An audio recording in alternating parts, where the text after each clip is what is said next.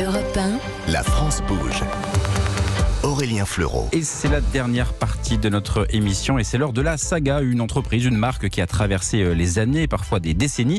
Aujourd'hui, Marc Avenue, pionnier du déstockage de marques textiles depuis bientôt 30 ans. La France bouge, la saga du jour.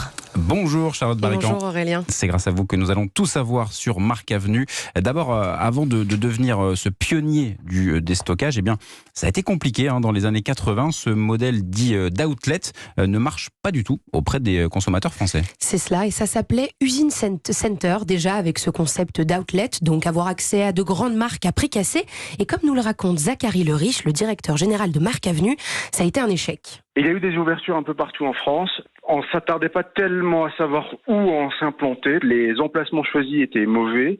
La publicité, le marketing autour des magasins d'usine a été pratiquement absent. Donc il n'y a pas eu de pédagogie du consommateur, ce qu'était ce nouveau modèle. Donc 10 ouvertures à l'époque et 8 fermetures dans la foulée, mais tout change, Charlotte, avec l'arrivée d'un homme. Oui, Alain Salzman, un entrepreneur français qui décide de s'emparer de ce concept américain, mais de faire autrement, il faut s'implanter dans une zone géographique qui a du sens. Alors en 1993, c'est à Troyes qu'est posée la première pierre de Marc Avenue. Berceau des magasins d'usine, et le succès a été immédiat.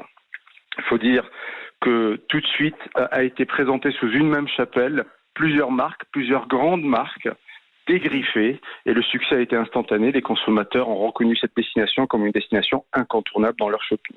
Et donc les clients ne sont pas les seuls à être séduits, on peut le dire que les marques aussi. Oui, c'est l'occasion pour eux de vider les stocks restants des saisons précédentes avec des prix pouvant aller jusqu'à moins 70%. Et comme nous sommes à Troyes, donc les Lacoste, Petit Bateau ou encore Adidas se laissent tenter et ouvrent au sein de Marc Avenue ce qu'on appelle des magasins d'usine. Le succès est donc immédiat. Aujourd'hui, ce sont 7 centres commerciaux partout en France, de plusieurs milliers de mètres carrés et 500 boutiques. Une offre qui va du prêt-à-porter bien sûr, mais aussi de l'accessoire, au prêt-à-porter enfant, au maquillage, aux bonbons. Ce qui a changé dans les années 2000, c'est l'appétence de nouveaux secteurs vers ce canal de distribution très qualitatif qui respecte l'image de marque et qui offre des rendements qui sont extraordinaires. Alors pour le consommateur, le déstockage, c'est une façon de préserver son pouvoir d'achat.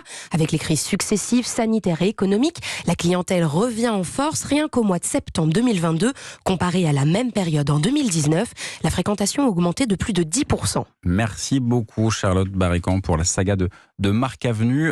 Damien Desforêts pour Stockomanie.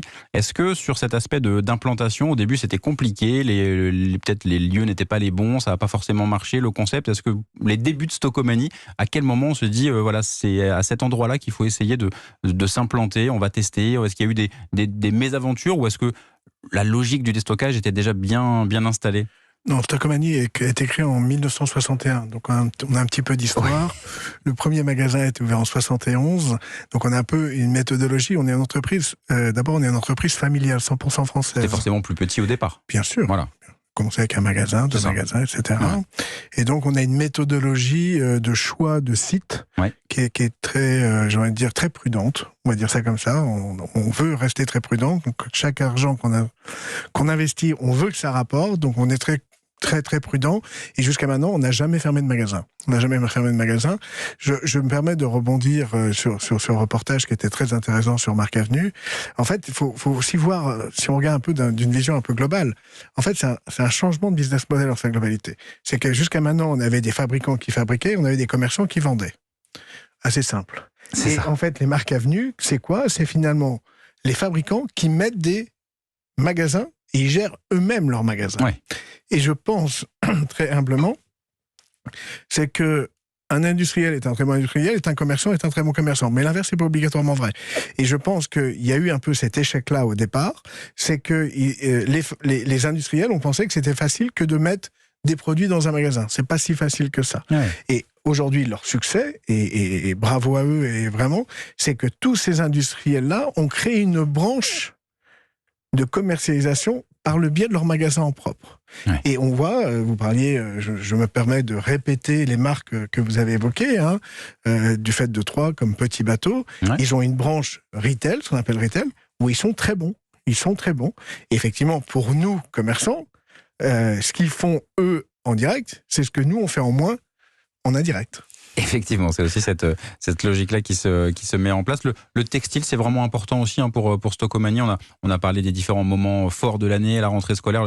Le textile, là, pour le coup, c'est peut-être des choses aussi habituelles qu'on va chercher aussi chez vous. Oui, c'est vraiment le point fort de Stocomanie. Le textile représente à peu près 40% de notre chiffre d'affaires, avec sur des grandes marques que je ne citerai pas, mais vraiment des grandes marques internationales, on est entre moins 50 et moins 70%. Donc ça, pour nous, c'est vraiment important. Et vous savez qu'en période de crise, comme nous avons actuellement, comme nous avons connu en 2008, ces deux crises finalement en termes de consommation qui sont assez similaires, il y a 3 secteurs qui sont affectés. C'est le textile, je dépense moins, je fais plus attention. Quelqu'un disait les bonbons, oui, la confiserie.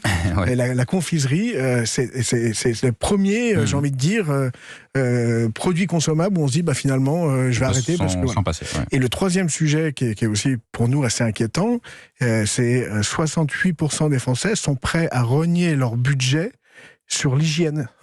Ouais.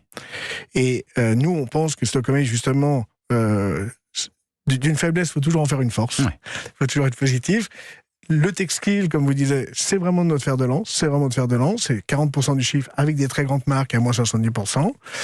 Sur l'hygiène, la parfumerie et l'hygiène, nous sommes un des plus grands acteurs en France. Certaines marques, on est le premier client. Ouais. D'accord, donc ça c'est.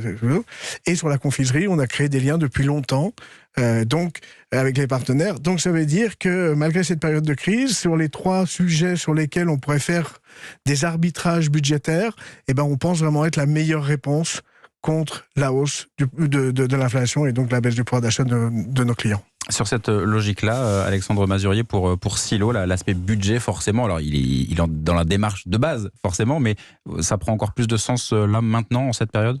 Clairement, il y a un vrai impact social au marché du déstockage. Aller dans un magasin de déstockage, évidemment, je peux y aller par opportunisme, mais il y a énormément de gens qui vont dans ces magasins parce qu'ils n'ont pas le choix. Sachant qu'on est en pleine période d'inflation et que l'inflation touche encore plus les produits de première nécessité, il y a une vraie mission sociale de ces magasins-là. Et c'est la même chose aussi pour Willy Anti-Gaspi. Jonathan, c'est dans cette démarche qui prend peut-être encore plus de sens là en ce moment. Vous êtes tout jeune, il y a quelques mois. Oui, complètement, on le voit. Plus les réductions sont importantes, plus on peut faire des réductions fortes, plus les gens sont intéressés et achètent. Donc il y a forcément cette logique de pouvoir d'achat dans l'acte de décision d'achat et dans se tournant vers les solutions anti-gaspi. Merci à tous les 3. C'est la fin de votre émission, comme tous les jours dans La France Bouge, des parcours de vie, d'entrepreneurs, des idées, de l'audace. Et cela continue lundi. Vous retrouverez Elisabeth Assayag entre 13h et 14h. D'ici là, dans un instant sur Europe 1, c'est le Flash, suivi de Christophe Ondelat.